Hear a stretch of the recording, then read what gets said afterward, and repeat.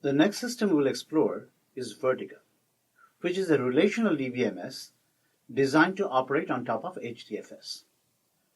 It belongs to a family of DBMS architectures called column stores. Other products in the same family are LucidDB, Paraxel, XVelocity from Microsoft, and so forth. The primary difference between a row store and a column store is shown in the diagram here.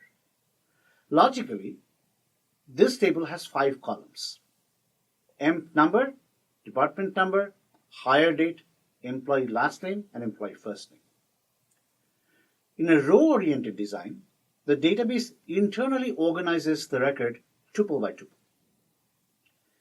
In a column store, the data is organized column-wise.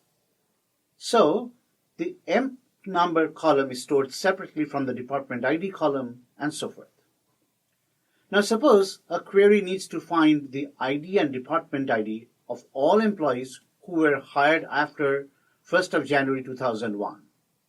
The system only needs to look up the hire date column to figure out which records qualify, and then pick up the values of the ID and the department ID columns for the qualifying records. The other columns are not touched. So if a table has 30 to 50 columns, very often only a few of them are needed for any single query. So for tables with 500 million rows and 40 columns, a typical query is very fast and uses much less memory because the full record is not used most of the time. My own experience is that with an application that needed a database with 150 billion tuples in a table, a counting operation took a little under 3 minutes to complete. A second advantage of a column store comes from the nature of the data. In a column store, data in every column is often sorted. The figure on the right shows 3 sorted columns of a table with 3 visible columns. The part of the first column shown here has many, actually 16, transactions on the same day. The second column has customer IDs which are numerically close to each other. They are all within 70 values of the first customer. So in the first case, we can just say that the value is 1/1/2007 and the next 16 records have this value. That means we do not have to store the next 16 values, thus saving space. Now, this form of shortened representation is called compression, and this specific variety is called run length encoding, or RLE. Another form of encoding can be seen in the second column. Here, the customer ID is a long integer, but for the records shown, there are nearby numbers. So if we pick a value in the column and just store the difference between this value and other values, the difference will be small, which means we'll need fewer bytes to represent them. This form of compression is called frame of reference encoding. The lesson to remember here is that compressed data representation can significantly reduce the total size of a database, and a BDMS should use all such tricks to improve space efficiency.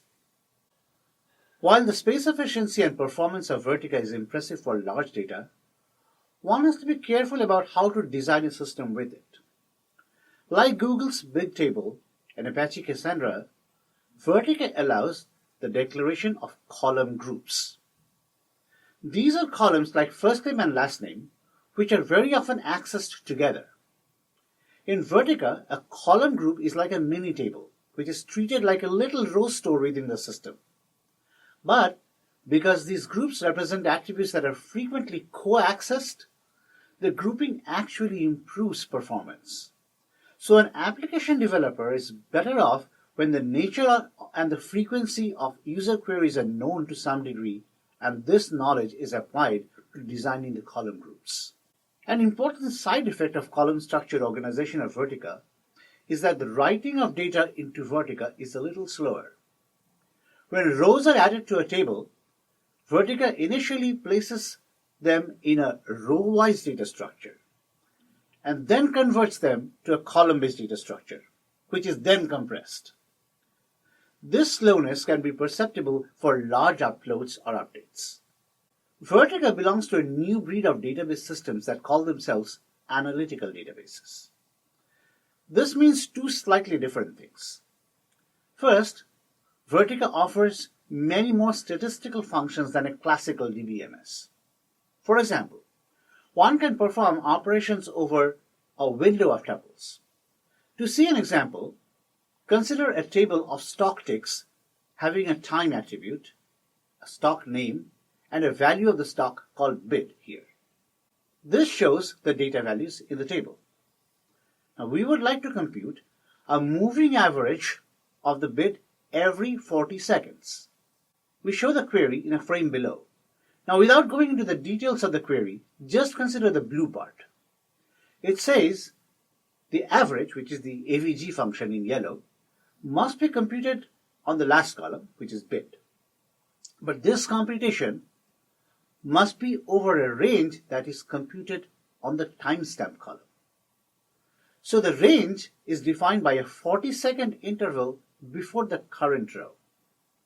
So here, the computation of the average advances row by row for the stock ABC, and for each computation, the system only considers the rows whose timestamp is within 40 seconds before the current row. The table on the right shows the result of the query. The average value 10.12 is the same as the actual value because there are no other rows within 40 seconds.